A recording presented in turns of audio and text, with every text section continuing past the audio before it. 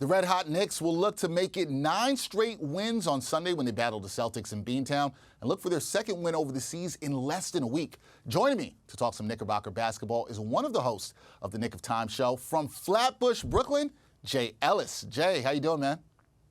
I'm feeling great, Dexter. The Knicks are riding high on this win streak. We taking care of some teams, Dexter. We taking care of the Brooklyn Paint Jobs, a.k.a. the Brooklyn Nets. We taking care of Miami. We beat the Celtics, and we riding high. And shout out to Julius Randle, who had a phenomenal shot versus Miami. And also shout out to Ryan G, Elias Gabidio, Kathy, and Edson Shaw, KOT family. What's going on? Got to shout out the KOT family. Glad to always have you guys on here to talk some Knicks hoops. And look, we know Knicks Nation is very happy, like you said right now. And Jay, the Knicks, they beat the Celtics at home by 15 last Monday. What did you like about what you saw from the Knicks in that game against Boston? Woo, man, plenty to like.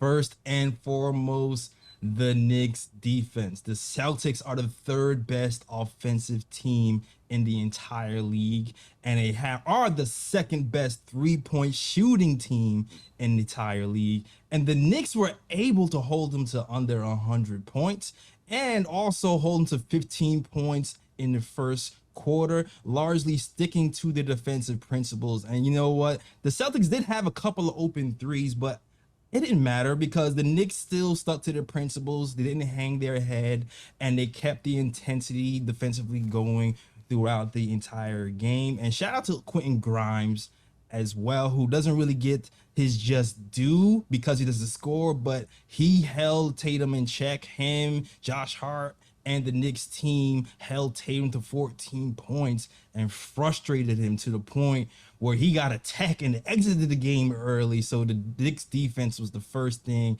that I felt like went right.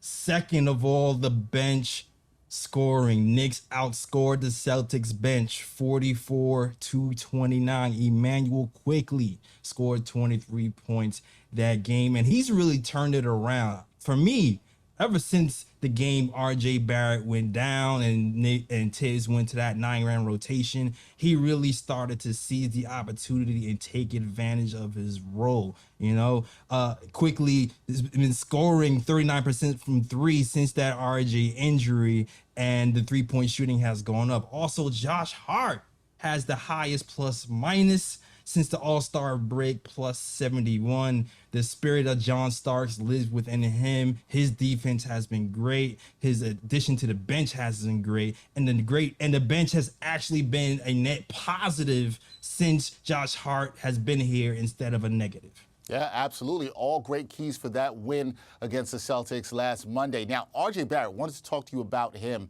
Jay. He had a solid game, going 8 for 15 from the field in the Knicks win over the Heat. However, he was 0 for 4 from downtown. RJ, only 10 points last Monday against Boston. How important is it for him to get it going against good competition down the stretch? Oh, man, it's extremely important because, listen, guys, Jalen Brunson right now, he's playing like a top 10 NBA point guard. Julius Randle is approaching superstar status with the type of clutch shots he's been hitting. These two guys are going to get a lot of attention. And our offensive rating right now is number 4 in the league. And if RJ Barrett finally puts it together, we can rise from number 4 to possibly number 3, number 2, number 1. So it's extremely important for RJ Barrett to take the load off offensively for these guys, because these guys are going to be getting double teamed for the rest of the season.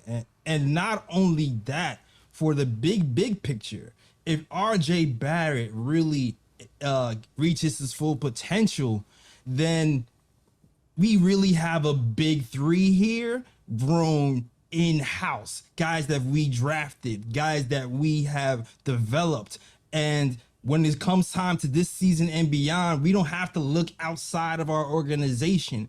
We can actually keep our depth and grow from within. Because I believe, Dexter, that RJ Barrett is the X factor for these Knicks and how far we can go. We can really disrupt teams with our team right now, with Julius Randle and our point guard playing the way they are. But if RJ Barrett reaches that next level, the Knicks are an elite team.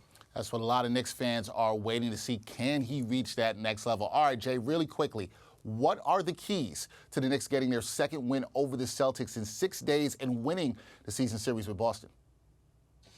3-point defense, 3-point defense, 3-point defense. The Celtics like to bomb threes. They're number 2 in the NBA at launching those threes. So we have to play good 3-point defense. And also, listen, Robert Williams is not playing today.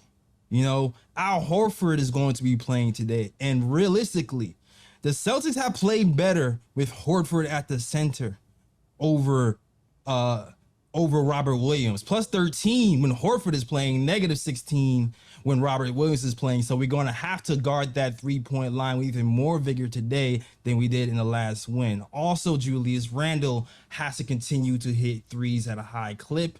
And our guys, our subsequent guys, and RJ Barrett and IQ have to be ready because the Celtics will double and they will force those guys to give up the ball. So our tertiary players have to be ready to catch and shoot and make plays for us to win. All right, there you go. Those are the keys to the game. Knicks Celtics Sunday night in Boston. See if the Knicks can win their 9th straight game. You know, Jay Ellis, the guys from the Knick of Time Show, they will be all over it and watching to see. Jay Ellis, glad to have you on. Thank you for the time. We'll do it again soon. Absolutely, absolutely. Thank you for having me, Dexter. Hope to see you soon.